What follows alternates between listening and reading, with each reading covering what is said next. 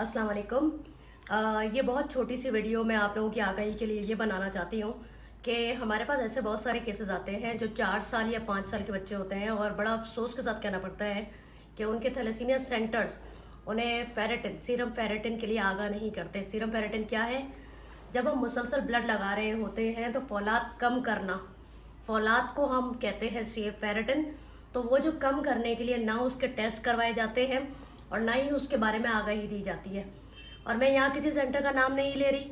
अभी मेरे पास एक हालिया केस आया जो 5 साल का बच्चा है और उसका कोई सीरम फेरेटिन का टेस्ट नहीं हुआ, कुछ नहीं हुआ।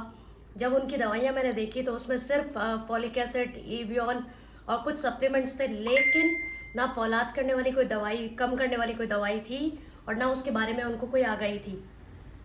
तो यहाँ मैं आपको बात बता दूं कि जब हमारे ट्रांसफ्यूजन शुरू होते हैं उससे लेके 20 ट्रांसफ्यूजन जब तक हो जाए या बच्चे की उम्र 2 साल हो जाए, फिर सीरम फेरेटिन का टेस्ट कराना बहुत ज़रूरी है।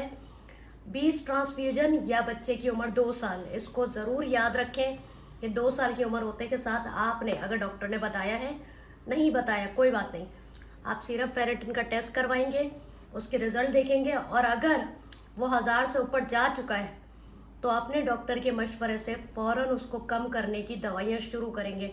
एक चीज़ जो मैं आपको बहुत वाज़ेह बता दूं कि अगर आप बच्चे को शुरू से मेंटेन करेंगे, 2 साल की उम्र से अगर आप उसको मेंटेन करेंगे तो बाखुदा वो बच्चा बिल्कुल नॉर्मल बच्चों की तरह ग्रो करेगा और कोई मसले मसाइल उसके ज़िंदगी में नहीं आएंगे किसी भी तरह के। ना उसकी हड्डियां टेढ़ी होंगी, ना उसकी हड्डियां बढ़ेंगी, ना उसके मसाइल बढ़ेंगे। तो याद रखें कि 2 साल की उम्र के फ़ौरन बाद आपने सीरम फेरेटिन का टेस्ट कराना है। कोई भी मसला, कोई भी परेशानी आप जानना चाहते हैं, आप हमसे रब्ता कर सकते हैं।